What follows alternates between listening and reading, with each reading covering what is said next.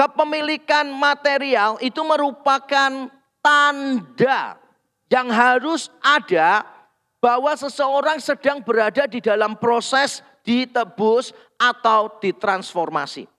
Jadi kalau saudara mau melihat seseorang itu rohani atau tidak rohani, salah satu tandanya adalah lihat cara orang itu menggunakan uang.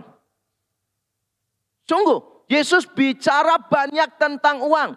Dan Yesus bicara kerajaan surga itu diumpamakan seringkali seperti orang yang bertanggung jawab terhadap harta yang dia miliki. Saya sangat prihatin dengan beberapa hamba Tuhan, jangan tanya saya namanya siapa.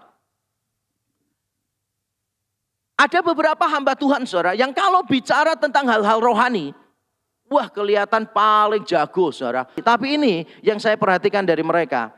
Seringkali beberapa orang yang paling getol bicara tentang dunia rohani adalah orang yang gaya hidupnya duniawi. Bisa dilihat kok dari cara mereka hidup, cara mereka memamerkan apa yang mereka miliki. Dan ini terjadi bukan cuma di kalangan orang Kristen, tapi terjadi di antara hamba-hamba Tuhan.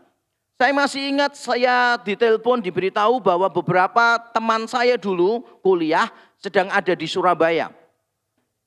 Lalu pada waktu kumpul bersama-sama, beberapa teman saya itu tanya. Dan saudara jangan kaget ya, pertanyaannya menurut saya itu tidak bermutu dan tidak relevan. Teman saya yang satu ketemu saya langsung tanya begini, mobilmu sekarang apa? Saya noleh ke dia, wah ini pertemuan hamba Tuhan atau pertemuan dealer mobil ini ya? Kok tanyaannya mobilmu apa? Terus saya jawab, saya nggak punya mobil. Semua mobil yang saya punya gereja. Setelah itu teman saya yang satu tanya saya begini, kamu punya rumah sendiri atau masih punya gereja? Saya langsung bilang, ini pertemuan hamba-hamba Tuhan, pertanyaannya kenapa nggak bermutu sih?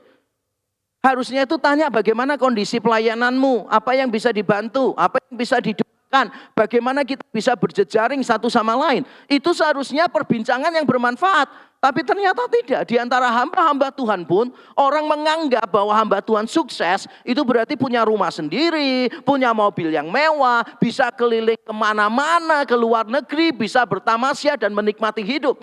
Dan itu terjadi di kalangan hamba Tuhan.